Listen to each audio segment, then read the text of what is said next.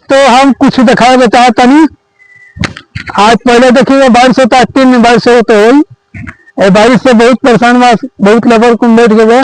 जैसे घमनिया का मार भी गई बा, के दहाड़ी मरा गई, कल दहाड़ी मरा गई, परसों रात के शुरू बा। तो दोस्तों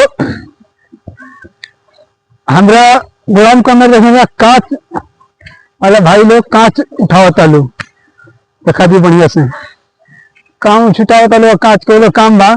तो लोग बारिश और धूप में परवाह नहीं है, कांच की धूप में होत नहीं काम हुई, अब बारिश में लोग अच्छा से लोड कर ला लो। और दोस्तों हमने के काम आज रुक गई, तो क्या कर बाद बारिश से भगवानी महिमा के जाने लेना।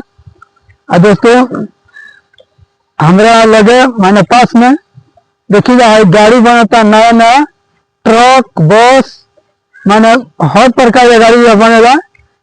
मजदूरी में बहुत सैकड़ों बार हर प्रकार के मजदूर बा, केहू पेंट करेला, केहू रिपेयरिंग करेला, केहू माने के बॉडी हर एथी के माने मिस्त्री में मानो।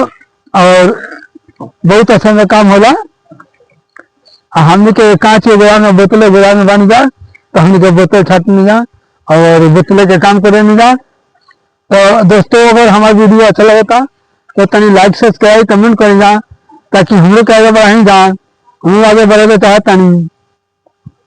और बारिश का होता बहुत मान ली कि भागा ठंडी के बोला दिल बा, जरूरत आ तो टाइम जैकेट हम पेड़ पड़ गई बा का कोई लाभ। तो दोस्तों हमने के वीडियो में बनी रही जा, और हमने के वीडियो अच्छा लगता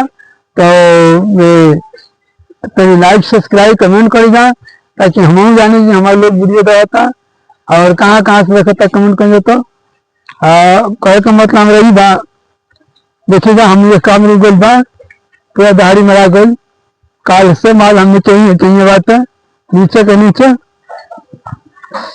तो काम लेटे हो बारिश में काम ना होता रहेला, काश से कि काश के काम हाथ में चुभ चुभ भरे लगी, तब हली तो कमजोर गई, छुए के मन न करी।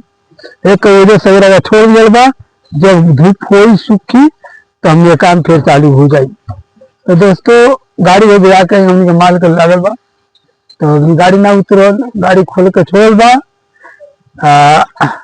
का कहीं हम आज के हमके दाढ़ी काल के दाढ़ी खत्म बा, खा के बस सुतो पंजा बैठो पंजा घूमो पंजा और ये वीडियो बनावता नहीं दोस्तों। और हमारा वीडियो अच्छा लगता तो है मौसम को देखिएगा, मौसम खराब बा, यही मौसम से हम परेशान बन जा। हमने के वीडियो में देखे के बाद लाइक सब्सक्राइब कर जा। हम फिर अगला टॉपिक में मिलता नहीं।